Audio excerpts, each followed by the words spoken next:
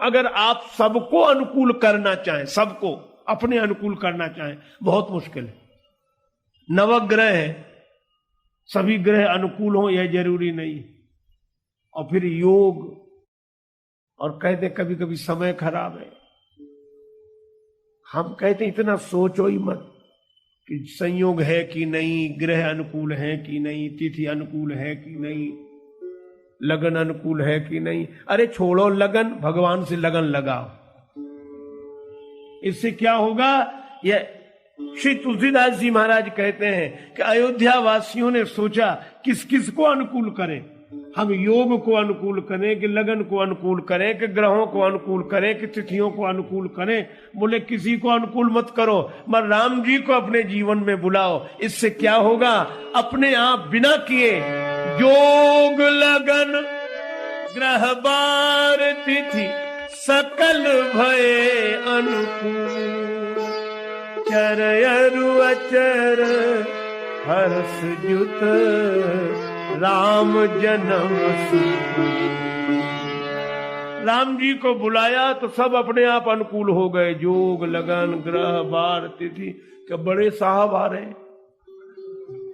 ये छोटे तो अपने आप ठीक हो जाते हैं, और बड़े साहब को न बुलाओ, इन छोटों को कभी ठीक नहीं कर सकते आप।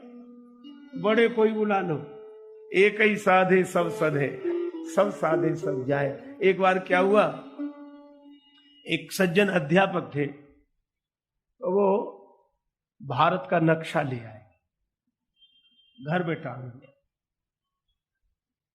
उनके दो बेटे थे। बड़ा बेटा बड़े विद्यालय में पढ़ता था, छोटा बेटा प्राइमरी स्कूल में।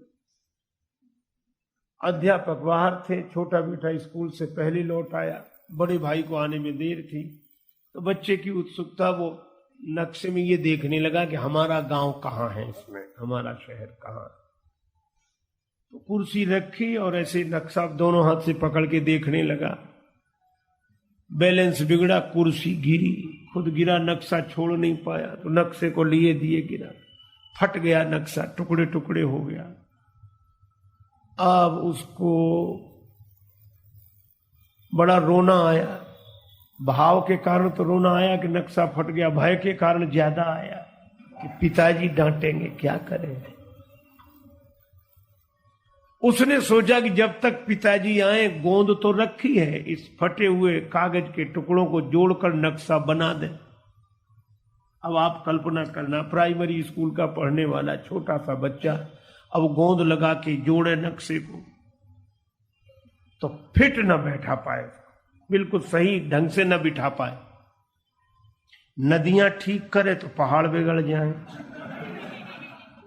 पहाड़ ठीक करें तो नदियां, रेल मार्ग सुधारे तो सड़कें इधर उधर हो जाएं, सड़कें ठीक करें तो पटरियां इधर उधर हो जाएं। उत्तर प्रदेश संभाले तो मध्य प्रदेश बिगड़ जाए, मध्य प्रदेश संभाले तो गुजरात, कहां कहां करे। इस शहर को ठीक करे तो दूसरा शहर बिगड़ जाए। और ये तो बड़ों बड़ों से नहीं सुधरता, उस बेचारे से क्या बनता है, कहां कहां संभाल। अंत में वो रोने लगा। उसका बड़ा भाई आया। बड़े भाई ने कहा क्यों रोते? बोले भैया ये देखो गोंद रखी है, फटा हुआ नक्शा, टुकड़े टुकड़े में, ये संभल नहीं रहा है। बड़ा भाई मुस्कुराया, अरे पागल, ऐसे थोड़ी संभलते, हम उपाय बताते हैं। क्या? पिताजी नक्शा ले आए थे तो तूने आगे से देखा, हमने इसके पीछे भी देखा है। पीछे क्या है? बोले पीछे एक मनुष्य का रेखा चित्र बना हुआ। बोले इधर देखो ही मत, उधर देखो। नक्शे को ऐसे पलट दिया और उस आदमी के जो रेखा चित्र था, उसके हाथ की जगह हाथ, पांव की जगह पांव, सिर की जगह सिर, कान नाक एक जैसे लगा दिए, बिल्कुल ठीक ठीक जगह लगाए। और जो पलट कर देखा तो नक्शा अपने आप ठीक हो गया था इधर। और कितनी बढ़िया बात है, ये भारत का नक्शा ऐसे थोड़ी सुधरता है। इसके पीछे जो आदमी है उसके आंख नाक कान हाथ पांव सही सही जगह लगकर सही काम करने लगे तो ये नक्शा तो अपने आप बन जाएगा, बनाना ही नहीं पड़ेगा। हम चक्कर में पड़े, हम सुधारते ही इधर से उधर नहीं देखते। इसी तरह जगत की जो समस्याएं हैं इनको हम सुधारते हैं। एक समस्या ठीक कर दे दूसरी खड़ी हो जाती। तन ठीक करो तो मन खराब, मन ठीक हो तो तन बीमार, और दोनों ठीक हो तो अकल खराब, वो तीनों ठीक ठीक काम करे तो पेट खराब। इतनी समस्या, और किसी से पूछने जाओ तो दिमाग खराब कर दे। किस किस को सुधारोगे? इसलिए यही देखो कि इसके पीछे है कौन, और जो पीछे है वो दिख नहीं रहा है, पर जो पीछे है उसकी वजह से यह सब दिख रहा है। इसी तरह इस जगत के पीछे है कौन? ये भगवान की माया मजाक है। माया हास बाहु दिगपाला। भगवान ने ये जगत का नक्शा अपने सामने रख दिया और इसके पीछे खुद छिप गए। इसलिए उस बड़े भाई ने कहा कि आगे नहीं पीछे देखो। और ये बड़े भाई कौन है? हम लोगों के। हम लोग ऐसे ऐसी समस्याएं सुधारते हैं, और हम लोगों के बड़े भाई हैं ये महापुरुष, ये संत जन। ये कहते हैं अरे भैया इनके पीछे भगवान है, बस उन्हीं से अपने मन को जोड़ लो, ये समस्याएं अपने आप ठीक हो जाएंगी, करना नहीं पड़ेगा। इसी तरह अयोध्यावासी सत्संगी हैं। संत सभा अनुपम अवध सकल सुमंगल मूल। अयोध्या संत सभा है, और संतों ने क्या कहा? करे कौन योग को ठीक करे, कौन लगन को, कौन ग्रह को, कौन वार को, कौन तिथि को। फिर का राम जी को बुलाओ, सब अपने आप ठीक हो जाएगा। योग लगन ग्रह वार तिथि सकल भय अनुकूल। चर अरु अचर हर्ष जुत राम जन्म। बोलो किसकी महिमा है? राम जी की। वे प्रकट हो जाएं।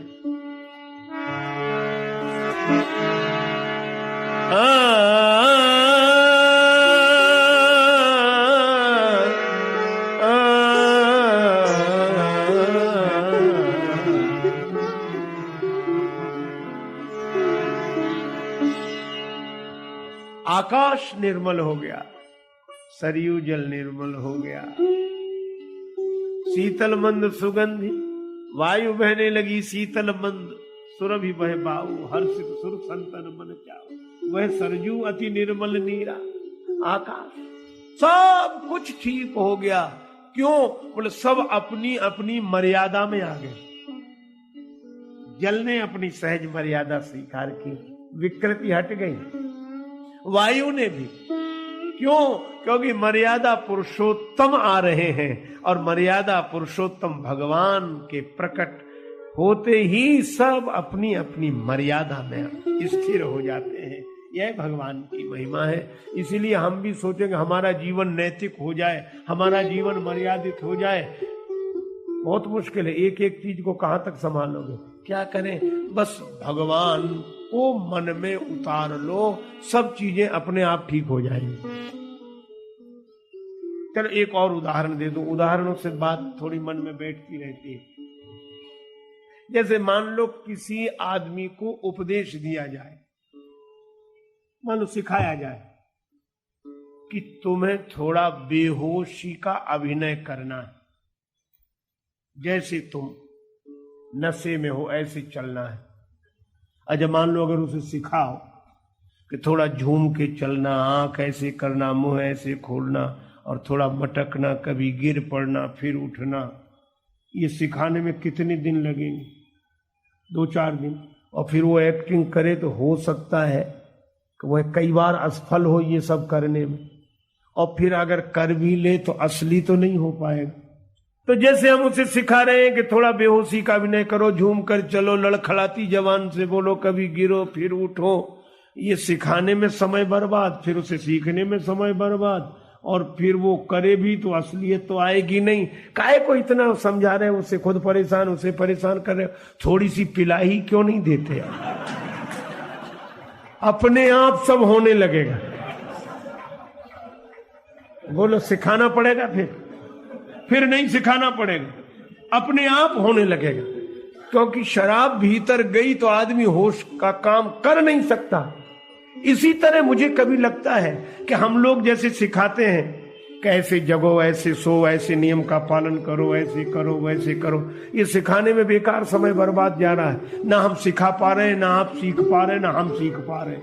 सरल उपाय क्या है? क्या सिखाने की, उपदेश की जरूरत ही उस दिन समाप्त हो जाएगी। जरा भगवान की भक्ति भीतर आ तो जाने दो, सब अपने आप होने लगेगा। करना नहीं पड़ेगा, सब अपने आप। भगवान अगर भीतर आ गए तो सब अपने आप होने लगेगा। इसीलिए भक्ति, राम जी की भक्ति, भाग्य की विधाता बनी मेटति कुंवक भाल, भाग्य की विधाता बनी मेटति कुंवक भाल, दाता बनी देत राशि अन्न धन धाम की, जायो जानी राजस जननी जिमि जोवती है, धोवती है काली मां कलंक कोह काम की, छोह छत्र छाह तर राखत सदैव जासो, व्यापे नहीं पीर त्रय ताप घोर घाम की, स्वामी की शरण भेज कामी बदनामी मैट, नामी करे नरकों गुलामी प्रभु राम की। इसलिए हम तो कहते ज्यादा परेशान होने की जरूरत नहीं। अच्छा, आप अनुभव करके देख लेना। आप राम जी का ध्यान करना, राम नाम लेते हुए उनका स्मरण करना 1 घंटे कर लेना। और आपने, ऐसा नहीं कि हमारे कहने से आप करेंगे, आप तो करते ही होंगे, लेकिन आपने यह भी अनुभव किया होगा कि अगर 1 घंटे राम जी के नाम का स्मरण करते हुए राम जी का ध्यान कर लें तो कम से कम जब तक उसका नशा बना रहेगा तब तक तो गलत काम कर नहीं सकते। कोशिश भी करोगे तो नहीं कर पाओ, कोशिश भी करोगे। अच्छा, कोई झगड़ भी रहा हो आप भजन से, अरे रहने दो, आपस में सुलझा लो, काहे को झगड़ा करते, शांत रहो, क्योंकि अभी ऐसी जगह से आए हो, राम जी के पास से आए हो। इसीलिए हमें तो लगता है कि द्वंद्व मिटाना हो तो भगवान का स्मरण बढ़ाना चाहिए, भजन बढ़ाना चाहिए, सारे द्वंद्व समाप्त होंगे और जीवन, मन सुखी हो जाएगा। क्योंकि सो सुख धाम राम असनामा, अखिल लोकदायक विश्राम। अच्छा बोलो, जब जोग लगन ग्रह बार तिथि सब अनुकूल हो जाए तो एक बात सोचना, फिर विश्राम मिलेगा कि नहीं? और इसीलिए राम जी जब आए तब सब विश्राम ही कर रहे। मध्य दिवस अति शीत न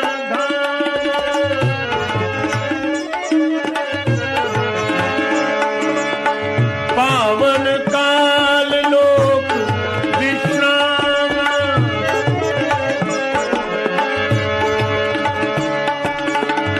मध्य दिवस अति शीत पावन काल लोक विश्राम। पर इस पंक्ति ने अद्भुत सूत्र दिया, अद्भुत। मध्य दिवस, और क्या स्थिति है? बोले अति शीत न घामा, न अत्यंत शीत है न अत्यंत धूप है। इसका अर्थ क्या है? बोले बस यही विश्राम का क्षण है। और संकेत यह मिला कि अगर मन को विश्राम देना है तो इस मन को अति से मुक्त कर दो, विश्राम मिल जाएगा। अति शीत न घामा, अति सर्वत्र वर्जये,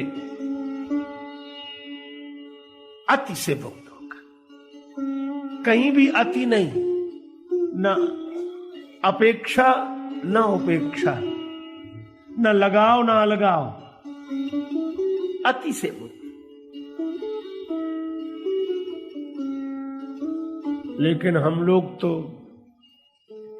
अति पर इसलिए जाते क्योंकि अतिरिक्त चाहिए। जिसे अतिरिक्त चाहिए वो अति तो करेगा ही। और ये अतिरिक्त शब्द भी बड़ा अद्भुत है। एक होता है रिक्त, खाली है, उससे तो भरा जा सकता है, पर जो अतिरिक्त है, रिक्तता की इतनी अति है कि उसे कभी भरा ही नहीं जा सकता। इसीलिए अति से मुक्त हो जाए, युक्त आहार विहार से, जो भगवान श्री कृष्ण कहते हैं। और जो भगवान बुद्ध का संदेश है कि वीणा के तारों को इतना मत कसो कि टूट जाए, और इतना ढीला भी मत रखो कि उनसे स्वर निकलना ही बंद हो जाए। हा? एक सज्जन तबले को मिला रहे थे, ऐसा स्वर में मिलाया उन्हें पता ही नहीं लगा कि तबला कब स्वर से भी आगे निकल गया, फूटने पर ही पता लगा। और इतना ढीला भी मत रखो कि पता ही ना लगे कि बज भी रहा है कि नहीं, और इतना भी ना हो कि फट ही जाए। बस इसी तरह उसी का जीवन संगीत बन जाता है जो अति से मुक्त हो जाता है। और इसीलिए भगवान तभी आए, कब? बोले जब अति शीत न घामा, जब व्यक्ति अति से मुक्त होकर विश्राम पाता है तो श्री राम प्रकट हो जाते हैं। यही राम कथा का संदेश है। मध्य में भगवान, मध्य में, मध्य दिवस अति शीत न घामा, पावन काल लोक विश्राम।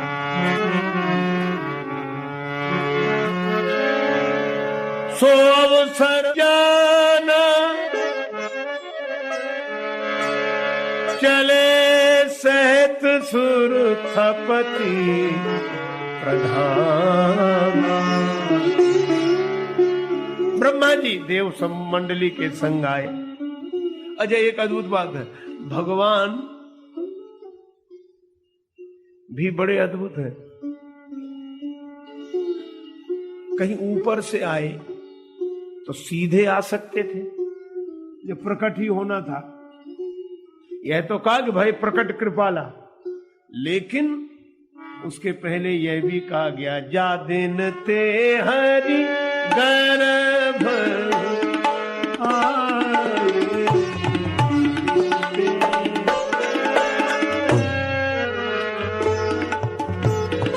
हरि गर्भ ही आएगा, दिन ते हरि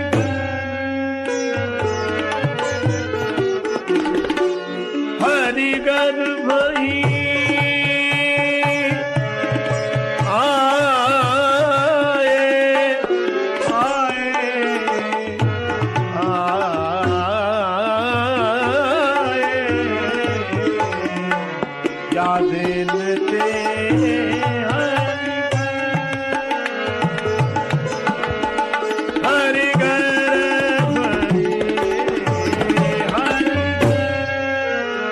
गर्भ में आए। किसी ने कहा कि प्रभु सीधे ही क्यों नहीं आए, जब बाहर से ही आना था तो ये माता के गर्भ में क्यों गए? फिर भगवान ने कहा कि मर्यादा की स्थापना के लिए आ रहा हूं, इसलिए यह भी संदेश दे रहा हूं। क्या? बोले ऐसे तो मैं सब जगह हूं, ऊपर नीचे, ऊपर से सीधे भी नीचे आ जाऊं, लेकिन कौशल्या माता के माध्यम से ही मिलूंगा। इसका अर्थ क्या? बोले यही हमारे मिलने की मर्यादा है कि परमात्मा है तो सर्वत्र, लेकिन जब भी मिलता है तो भक्ति के माध्यम से ही मिलता है, इसके अलावा कोई उपाय नहीं। इसलिए और दूसरी बात यह कहे तो सब जगह, लेकिन भगवान भीतर जाए बिना बाहर प्रकट नहीं होते। जिसके भीतर प्रकट होंगे उसी के जीवन में बाहर प्रकट होंगे। भगवान पहले भीतर आते फिर बाहर प्रकट होते। अच्छा, भीतर कैसे आते? श्रवण मार्ग से। हम भगवान की कथा सुनते हैं और कथा भगवान की श्रवण मार्ग से भीतर जाती है, और कथा तो राम जी का ही रूप है, तो कथा के माध्यम से भगवान पहले भीतर प्रकट होते हैं और फिर बाहर प्रकट होते हैं।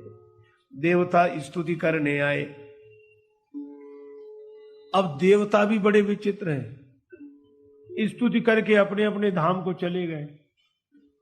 सब जग निवास प्रभु प्रगटे, तब भगवान प्रकट हुए।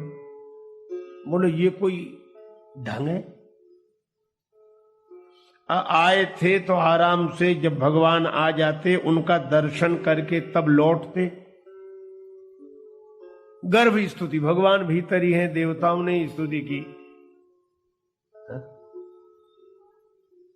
और स्तुति करने के बाद अपने अपने धाम को जब चले गए तब भगवान प्रकट हुए। ये आए काहे को थे जो बिना दर्शन के चले गए? ठहरना था, दर्शन करके जाते। अब ये कोई बात है कि वो आने वाले हैं स्वागत के लिए, चलो वो जब आ ही जाए तो उसके 1 मिनट पहले सब अपने अपने घर चले जाए। सुर समूह विनती करी पहुंचे निज निज धाम। एक भक्त ने बड़ा सुंदर भाव, उन्होंने कहा कि अरे देवताओं का वहां जो धाम है सो तो है ही, ब्रह्मांड में तो इनके लोक हैं ही, लेकिन ये पिंड में भी रहते हैं देवता।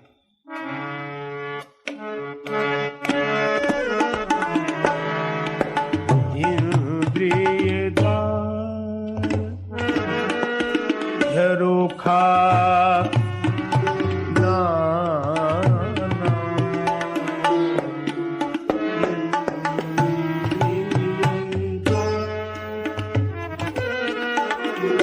बैठे सुर जहाँ तहाँ करी था,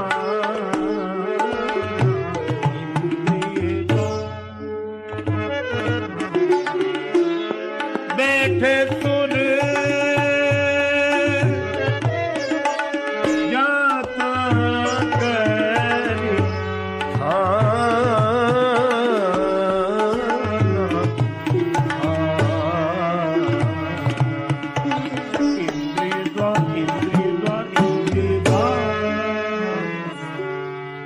ये हमारी जो इंद्रियां हैं इन पर देवता बैठे हैं। आप कहोगे कि हमें तो आज तक नहीं पता लगा कि देवता बैठे। देवता होते तो दिखते नहीं। बहुत बार लोग कहते हैं कि देवता होते तो दिखने चाहिए। हमने कहा कि देवता दिख भले ही नहीं रहे हो, पर देवता की वजह से ही आप देख रहे हैं। कौन है देवता? का नेत्रों के देवता सूर्य भगवान है, और सूर्य भगवान प्रकाश के रूप में है। बिना देवता के इंद्रियां काम नहीं करती। अलग अलग इंद्रियों के अलग अलग देवता हैं, तो नेत्र भी बिना प्रकाश के काम नहीं करते। सूर्य की उपस्थिति में ही नेत्र देख पाते हैं, अर्थात प्रकाश की उपस्थिति में ही नेत्र देख पाते हैं। बोले ये बात जरा कम समझ में आई, तो हमने कहा ज्यादा समझ में आ जाए ऐसी बता रहे। बोले बताओ। हमने कहा हमने सुना है कि वाणी के देवता अग्नि है। बोले ये भी मन से लिख दिया होगा, क्या प्रमाण के वाणी के देवता अग्नि है? तो हमने कहा एक सीधा सा प्रमाण है। कोई कितने ही ज्यादा बोलने वाला, कई लोग होते हैं कितने ही चुप करो आप सुनते ही नहीं किसी की, इतना बोलेंगे बड़ बड़ बड़ बड़ बड़ बोलते ही जाएंगे बोलते ही जाएंगे। और वो जब किसी की नहीं सुनते हैं तो चूंकि वाणी का देवता अग्नि है तो दूसरे को तो आग लगेगी कि बोलते ही जा रहा, हमारी भी तो सुने। अच्छा कोई कितने ही ज्यादा तगड़ा बोलने वाला हो, उससे कहो कि जरा पानी में डुबकी लगा के बोलो। पानी में डुबकी लगाएगा तो बोल पाएगा? हाथ वाथ चाहे जैसी करे, बोल नहीं सकता। बोलेगा कब? जब पानी से बाहर निकलेगा। तो पानी के भीतर क्यों नहीं बोल पा रहा था? इसलिए क्योंकि वाणी के देवता है अग्नि, और अग्नि की पानी में चलती नहीं, आग बुझ जाती है पानी में, इसलिए तो बोल नहीं पा रहा है। देवता भी कहता बाहर निकलो तो हम तुम्हारी सहायता करें, पानी में तो हम रह ही नहीं सकते। ये वाणी के देवता अग्नि। अच्छा रसना के देवता वरुण है। रसना लेती है स्वाद, और इसके देवता है वरुण। वरुण जल के स्वरूप ही है, जल कल विभाग उन्हीं का है, वरुण जी का। और इसीलिए जब कोई स्वादिष्ट चीज देखते हैं तो क्या कहते हैं, अरे वाह, ये देखकर मुंह में पानी भर आया, मुंह में पानी आ गया। क्यों? स्वाद लेने वाली इंद्रिय के देवता ही वरुण है, तो पानी तो आएगा ही मुख में। किसी ने कहा कि लड्डू देखकर मुंह में हवा भर गई, कोई नहीं कहेगा, पानी भर। इससे सिद्ध होता है कि इंद्रियों के देवता जो हमारे ऋषि मुनियों ने खोज करके शास्त्रों में बताए हैं वे सब सही है।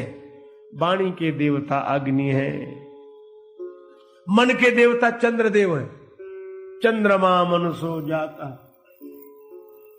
और चंद्र मन के देवता, इसका क्या प्रमाण? बोले चंद्र भी कभी आपको एक जैसे मिले, हमेशा घटते बढ़ते रहते, कभी कैसे कभी कैसे, कभी उजेला ज्यादा, कभी अंधेरा ज्यादा, कभी दूज का चांद, कभी तीज का, कभी पूर्णिमा, कभी ग्रहण। तो ये सिद्ध क्या होता है? ये मन के देवता है। न चंद्र एक जैसा रहे, न मन एक जैसा रहे। यह भी कभी छोटा, कभी बड़ा, कभी बहुत अच्छा, कभी बहुत खराब, कभी कृष्ण पक्ष ज्यादा, कभी शुक्ल पक्ष। ये इंद्रियों के देवता है।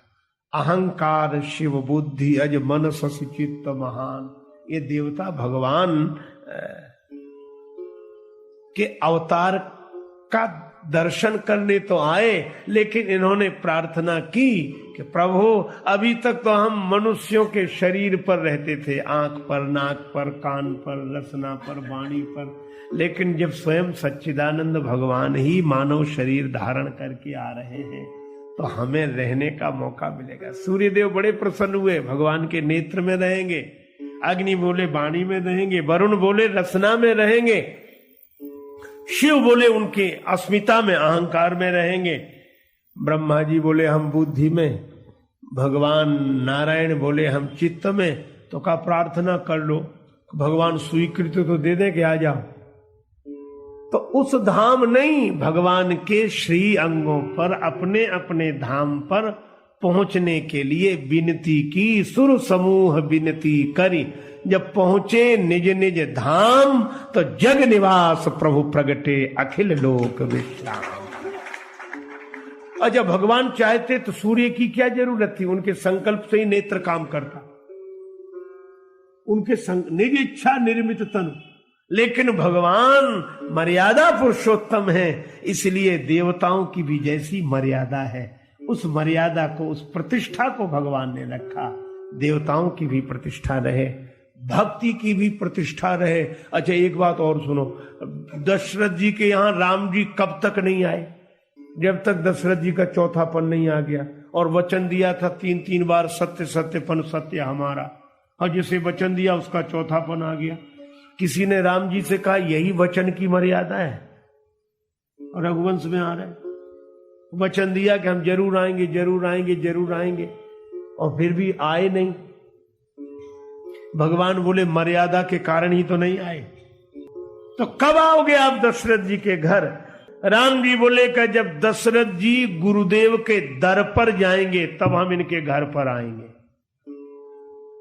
दशरथ जी गुरु जी के पास जाए पहले। अच्छा न जाए, ऐसे ही मिल जाओ तो भगवान बोले मर्यादा बिगड़ जाएगी, फिर तो सभी लोग ये कहेंगे कि भगवान तो ऐसे ही मिल जाते हैं, गुरु की क्या जरूरत है। तो भगवान देवताओं की मर्यादा रखते हैं। भगवान देवताओं की प्रतिष्ठा, भक्ति की प्रतिष्ठा, और भगवान गुरुदेव की मर्यादा और प्रतिष्ठा रखते हैं, इसीलिए वे मर्यादा पुरुषोत्तम है। सबकी मर्यादा, गुरुदेव की भी महिमा रहे।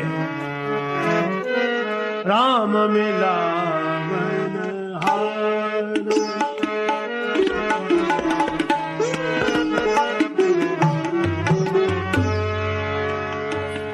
मिलावन हार परम गुरु राम मिलावन हार,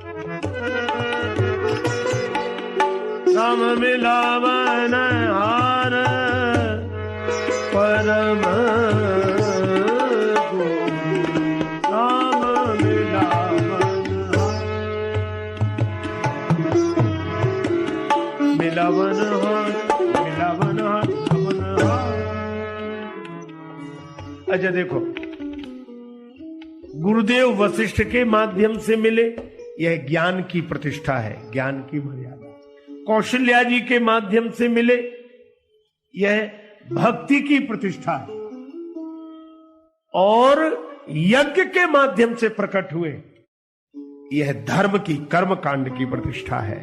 भगवान यज्ञ भी कराते हैं, भगवान कौशल्या जी के माध्यम से भी आते हैं, और भगवान गुरुदेव की कृपा से भी आते हैं। तो ये जो वेदत्रय सिद्धांत है, भगवान सत्कर्म, सद्भाव, सद्विचार, या यूं कहो कि धर्म, उपासना, ज्ञान के प्रतिष्ठा रखते हैं। मानो वेदों की प्रतिष्ठा रखते हुए भगवान अवतार लेते हैं। मानो ज्ञान की भी मर्यादा रहे, भक्ति की भी मर्यादा रहे, और कर्म कांड की भी मर्यादा रहे। सब अपनी अपनी जगह ठीक है। यज्ञ की अपनी महिमा है, भक्ति की अपनी महिमा है, ज्ञान की अपनी महिमा है, लेकिन भगवान सबकी मर्यादा, सबकी प्रतिष्ठा, किसी का विरोध नहीं, किसी का खंडन नहीं। यह राम जी की का वैशिष्ट है। और एक और बात सुनो, अग्निदेव जो प्रकट हुए तो अग्निदेव ने प्रसाद भी ऐसा दिया, खीर का प्रसाद।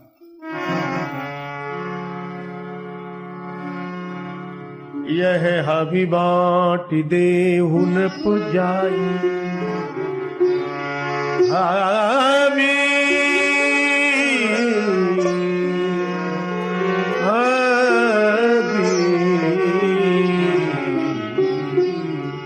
इस खीर का वितरण करो। अच्छा, अब इस पर अगर हम लोग विचार करें तो खीर में भी